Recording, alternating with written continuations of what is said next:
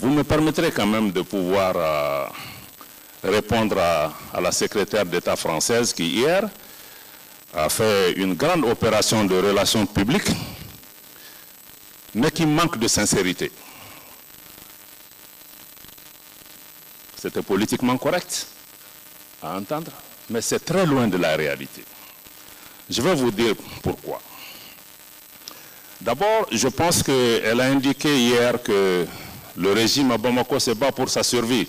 Je crois qu'un régime qui a une telle assise populaire n'a pas à s'inquiéter pour sa survie.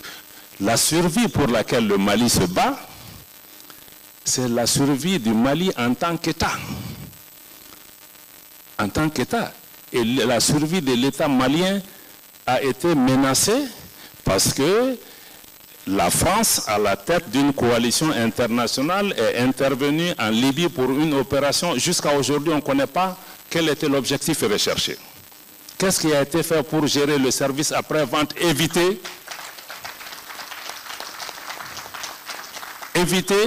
qu'une opération étrangère ne finisse par une déstabilisation de l'ensemble de la région. Les Africains s'étaient levés à l'époque pour s'opposer à cette intervention. Aujourd'hui, c'est la cause principale. Ma soeur de Libye est là, ils sont encore en train de se battre entre Libyens pour fixer le problème chez eux. Mais aujourd'hui, l'intervention en Libye est la cause de la déstabilisation de toute l'Afrique. Hier, nos chefs d'État ont parlé, ce n'est pas seulement le Mali, c'est tout le Sahel, c'est l'Est de la RDC, jusqu'au Mozambique.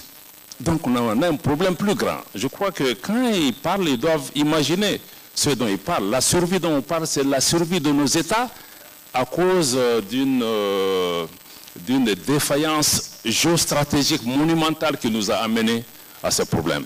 Et que jusqu'à aujourd'hui, personne n'assume la responsabilité.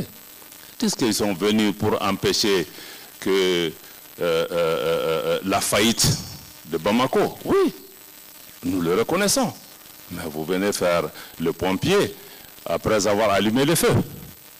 Je suis reconnaissant pour les morts français au niveau du Mali. Elle a parlé hier de 50, mais le Mali ne compte même pas ses morts. Civils ou militaires. On ne compte pas. Combien de Sénégalais ou d'autres ont perdu la vie? Donc je crois que ça, c'est la cause principale de la déstabilisation. Elle dit aussi que la France se bat pour la souveraineté des pays africains et qu'elle n'entend pas se substituer aux armées africaines. Je vous donne un exemple.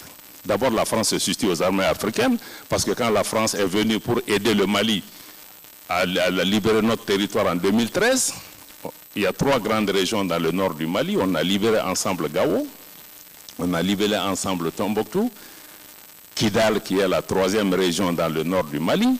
À 50 km de la ville de Kidal, l'armée française a stoppé net l'armée malienne en disant que vous ne pouvez pas entrer à Kidal sur notre propre territoire. Quelle souveraineté vous promotez? Aujourd'hui, 10 ans après, l'armée malienne et l'État malien n'est pas présent à Kidal. On parle d'ingérence dans les affaires intérieures parce que la France est venue, elle a choisi son camp avec qui travaille 10 ans. Elle travaille dans le nord du Mali avec des groupes rebelles. Elle a choisi ses amis dans le pays. Ce n'est pas normal. Je crois que ce n'est pas comme ça.